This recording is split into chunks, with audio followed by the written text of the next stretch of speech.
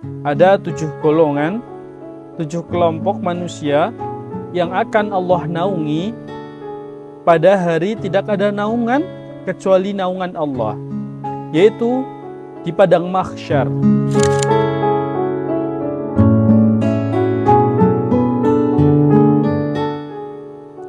Bismillahirrahmanirrahim. Assalamualaikum warahmatullahi wabarakatuh. Alhamdulillahi rabbil alamin. Assalatu wassalam ala nabiyyina al-karim Muhammadil amin wa ala alihi wa ashabihi ajma'in, amma ba'du.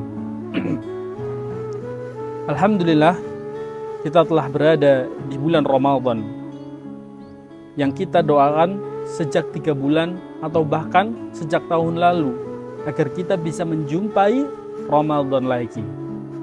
Maka sudah sepantasnya, sudah wajarnya kita senantiasa berhamdalah, mengucapkan hamdalah, alhamdulillahi rabbil alamin.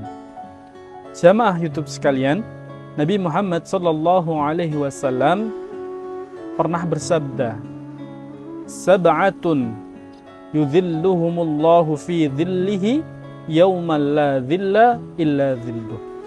Nabi Muhammad menyatakan bahwa di padang mahsyar itu seperti roti yang luas, datar, tanpa ada ujungnya, dan tanpa ada pelindung yang menutupi kita. Dan matahari didekatkan 1 dhira'. Dalam bahasa Arab, 1 dhira' itu ada 3 makna. Yang pertama 1 jengkal, seperti ini. Yang kedua 1 hasta, seperti ini.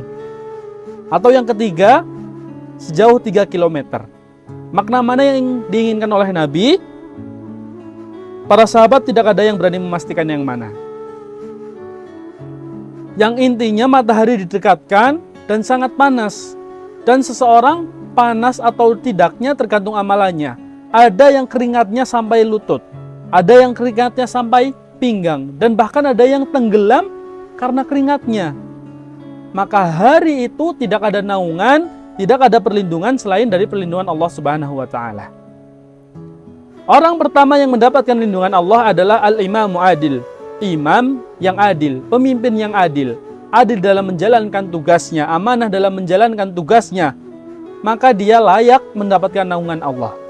Kemudian yang kedua adalah pemuda yang tumbuh bersama agama Islam, pemuda yang rajin sholat di masjid, rajin mengikuti kajian-kajian agama Islam. Kenapa di sini dikatakan pemuda? Karena pemuda nafsunya sangat bergelora, keinginannya sangat banyak. Dan apabila bisa mengontrol keinginan tersebut ke arah yang baik, diarahkan ke masjid, tadarus Al-Quran, dan kebaikan-kebaikan yang lainnya, layaklah dia mendapatkan naungan Allah. Karena pemuda zaman sekarang banyak yang lalai, menyia-nyiakan waktunya untuk bermain game, nongkrong, dan yang lain-lainnya yang kurang ada manfaatnya. Maka pemuda yang rajin, yang tumbuh bersama Islam inilah yang layak mendapatkan naungan Allah. Kemudian yang ketiga adalah seseorang yang hatinya terpaut dengan masjid. Maksudnya apa? Kita selalu menunggu-nunggu waktu sholat, setelah subuh menunggu zuhur, setelah zuhur menunggu asar, begitu juga seterusnya. Alhamdulillah di bulan Ramadan ini kita semua selalu menunggu-nunggu waktu sholat. Tapi hanya satu, yaitu waktu sholat maghrib. Nah seperti itulah, kita harus menunggu-nunggu waktu sholat seperti kita menunggu waktu maghrib di bulan Ramadan. Tapi tidak hanya waktu maghrib, tapi semua waktu sholat. Maka yang menunggu-nunggu waktu sholat seperti itulah, yang terpaut dengan masjid, dialah yang layak mendapat naungan Allah. Kemudian golongan yang keempat yang mendapatkan naungan Allah adalah 2 orang manusia yang bertemu, berteman, dan berpisah karena Allah. Maksudnya apa? Kita mencari teman, kita mencari sahabat adalah karena kesolehan agamanya, bukan hanya karena dunia dan hartanya saja. Saya senang berteman dengan fulan, saya senang bersahabat dengan fulan, karena apabila waktu sholat fulan selalu mengingatkan. Apabila saya salah, fulan selalu mengingatkan. Maka persahabatan yang seperti itulah yang Allah akan naungi di hari yaumil kiamah kelak.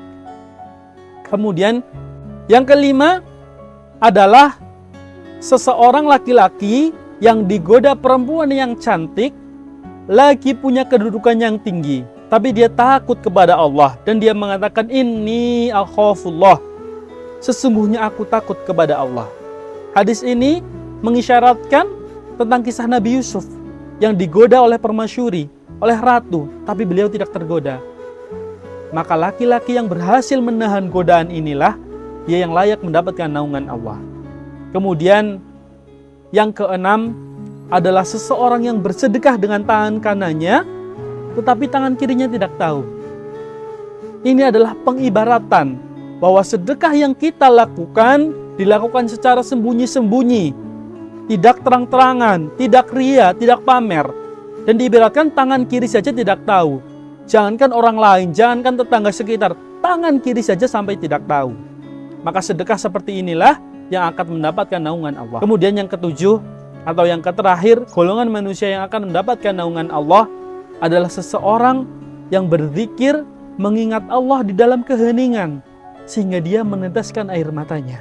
Di malam yang gelap gulita yang sunyi, kita berzikir kepada Allah, kita ingat akan kesalahan-kesalahan kita, kemudian kita meneteskan air mata. Maka apabila ada seorang yang berzikir dalam keadaan sunyi sehingga dia meneteskan air matanya, maka dialah yang layak mendapatkan naungan Allah. Demikianlah 7 golongan manusia yang akan mendapatkan naungan Allah di padang mahsyar yang sangat panas, di mana di situ tidak ada naungan, hanya naungan Allah. Mudah-mudahan kita mendapatkan naungan Allah di hari yaumil qiyamah kelak. Barakallahu fikum. Assalamualaikum warahmatullahi wabarakatuh.